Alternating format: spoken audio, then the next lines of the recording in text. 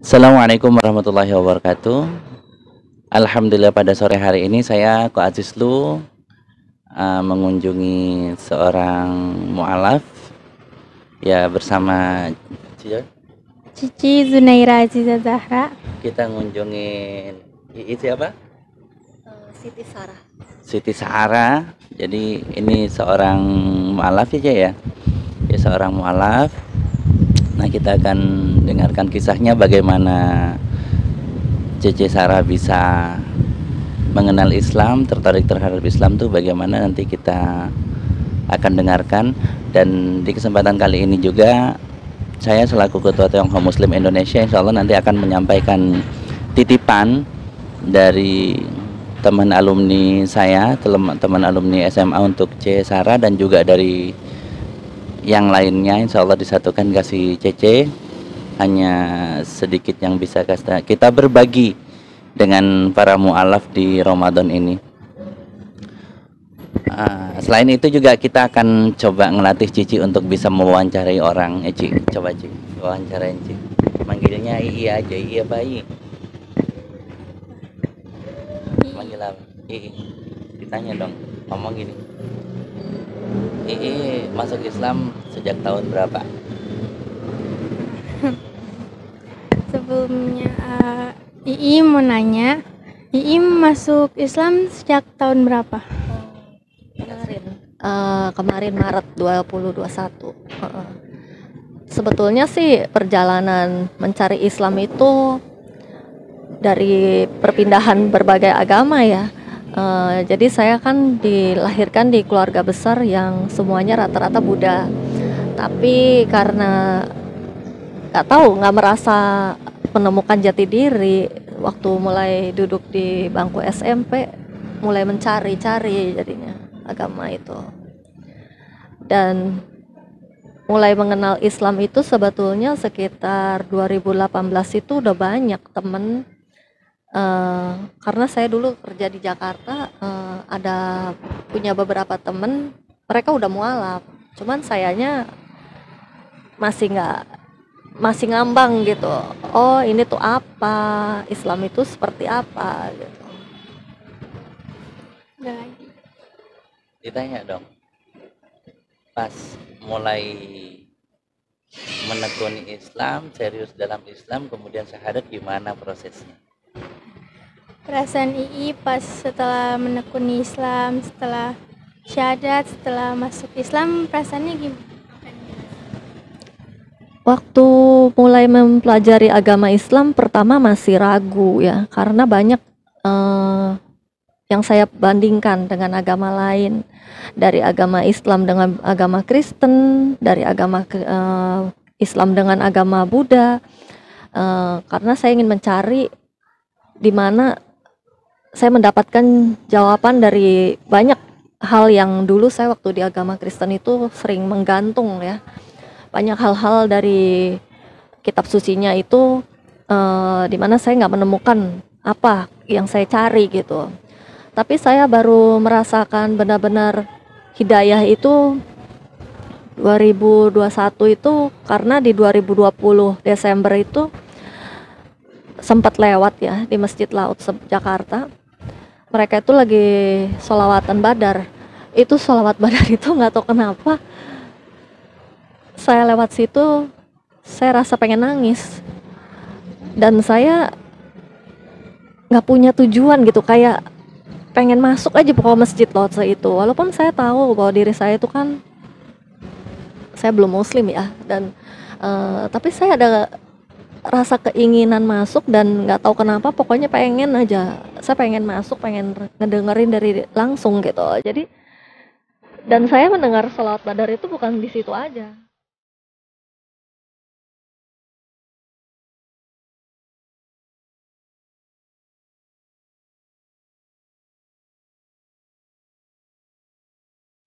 Jadi pas 2021 awal juga sempat lewat Masjid Al-Azhar, terulang gitu. Kok seolah-olah Allah memanggil gitu, kayaknya kenapa saya dengar sholawatan ini 2 kali.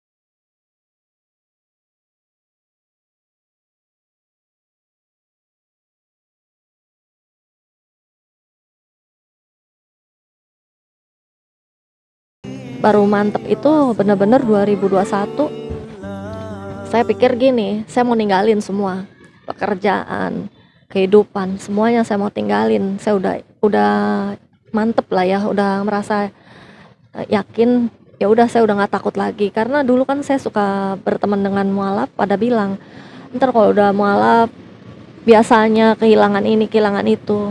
Dan bener nyata bahwa pas saya mengutarakan kepada keluarga saya mau masuk Islam, mereka pun mengusir saya gitu, tidak mengakui lagi bahwa saya itu keluarga.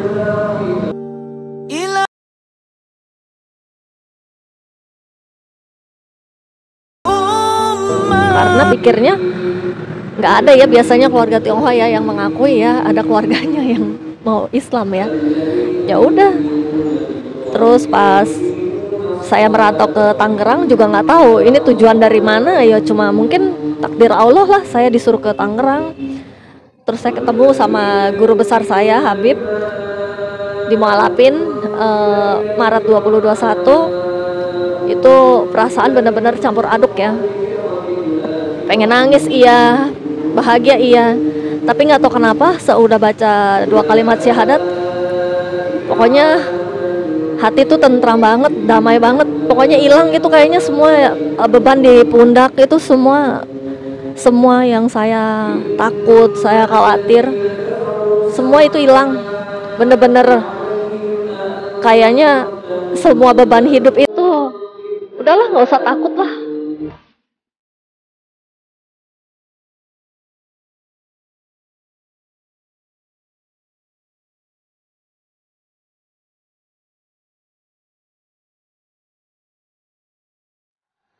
Kayak begitu aja rasanya. Jadi walaupun pengen nangis, tapi perasaan bahagia itu kayaknya begitu besar lah.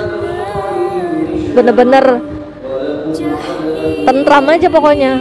Sampai pulang udah nggak ngerasain kayak ada punya masalah. Padahal mau punya masalah masih ada banyak, tapi nggak ada dah. Orang-orang kalau nanya setelah berapa bulan kemudian ditanya juga gimana rasanya, Masya Allah, nikmat banget lah pokoknya udah masuk Islam itu. Walaupun kehilangan semuanya, kan saya keluar rumah itu cuma bawa anak, nggak bawa apa-apa. Tapi nggak tahu kita ngerasa semua yang dijalanin, Masya Allah, begitu baiknya, kebaikan Allah itu begitu banyak lah pokoknya.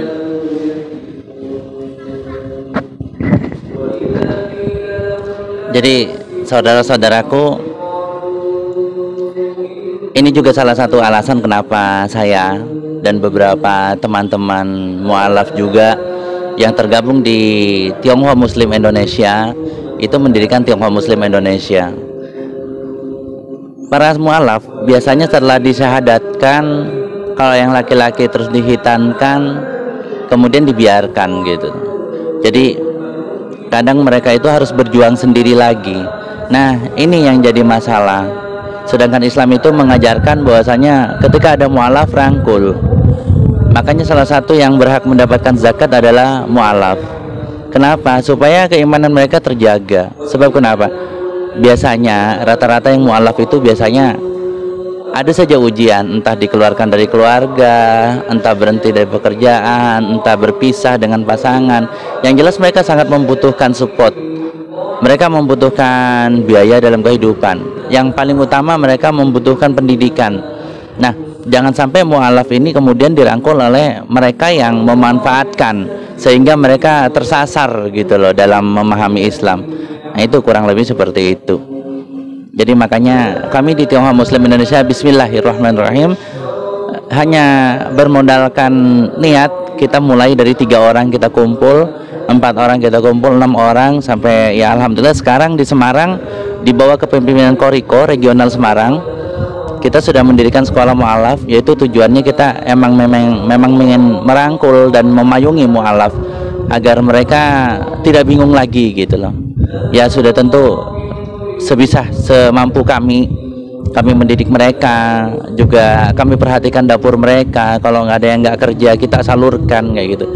Cuman dengan keterbatasan kami yang masih kecil ini ya, yang bisa kami lakukan seperti itu. Sementara di Semarang itu kami telah membuka kelas baru, yaitu sekolah mu'alaf ikhwan untuk laki-laki dan sekolah mu'alaf akhwat yang sudah berjalan dulu. Alhamdulillah, dengan izin Allah, walaupun bermodalkan 300.000 di sana, kita buka sekolah mu'alaf dan kita adakan santunan atau berbagi bersama mu'alaf tiap tahun. Ini kan sekarang tanya apa yang dibutuhin sekarang kan istilahnya udah keluar, nggak ada apa-apa. Apa yang lagi dibutuhin sekarang?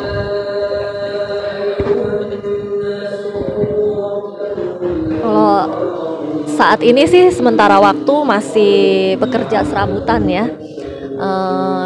Sebenarnya saya pengen punya pekerjaan yang halal, tapi saya mendapat banyak kendala selama mencari pekerjaan itu.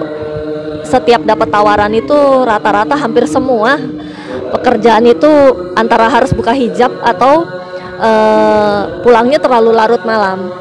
Dan menurut saya, karena mohon maaf ya, status saya udah janda dan saya nggak mau menjadi hanya sekedar Islam KTP ya. Jadi saya benar-benar hijrah itu benar-benar lillahi ta'ala semuanya. Jadi saya berharap ya kalau memang ada kesempatan, pengennya sih diberikan pekerjaan, karena saya juga nggak mau semua yang gratisan ya. Walaupun Masya Allah bener-bener ini saya takjub dengan kebaikan Allah yang begitu baik ya. Selama berbulan-bulan dari Maret 2021 saya hijrah, itu nggak pernah putus kebaikan Allah itu, dari begitu banyak donatur, tangan-tangan yang menolong dari orang-orang yang kenal guru saya. Tapi kan saya juga nggak mau ya, istilahnya gini, saya udah banyak banget dibantu beliau ya, sampai beliau juga mengenalkan temannya untuk kasih tempat tinggal.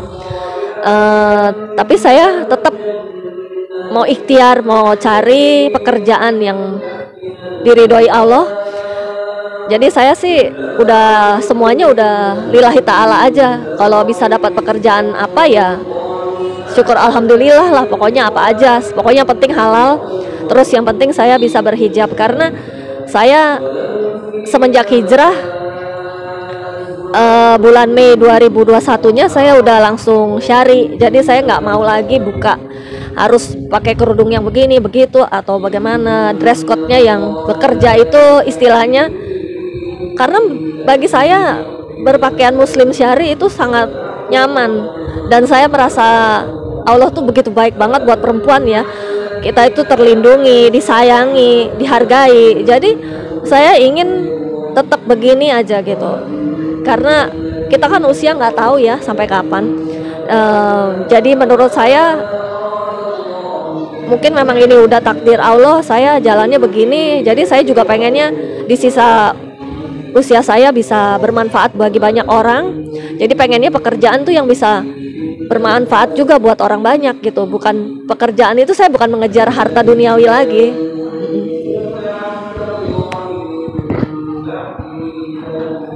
Itu salah satu hikmah dimana ketika kita menemukan mu'alaf, mereka yang mau menjaga harga dirinya, izzahnya, kita harus turun, kita harus ikut berkecimpung di sana, baik memberikan pekerjaan maupun bimbingan kepada mereka. Kalau saya pribadi kebetulan yang dibutuhkan groomer kan, groomer kuda. Nah, Cece ini nggak bisa megang kuda. Kalau bisa mungkin saya akan masukkan gitu loh. Jadi karena Cece nggak bisa megang kuda, mau nggak mau nanti kita akan coba sharing-sharing, moga-moga dapat bantulah mu'alaf itu menjaga keimanannya agar teguh seperti itu. Saya Ko Abdul Aziz Lo. Saya Cici. Siti Sarah.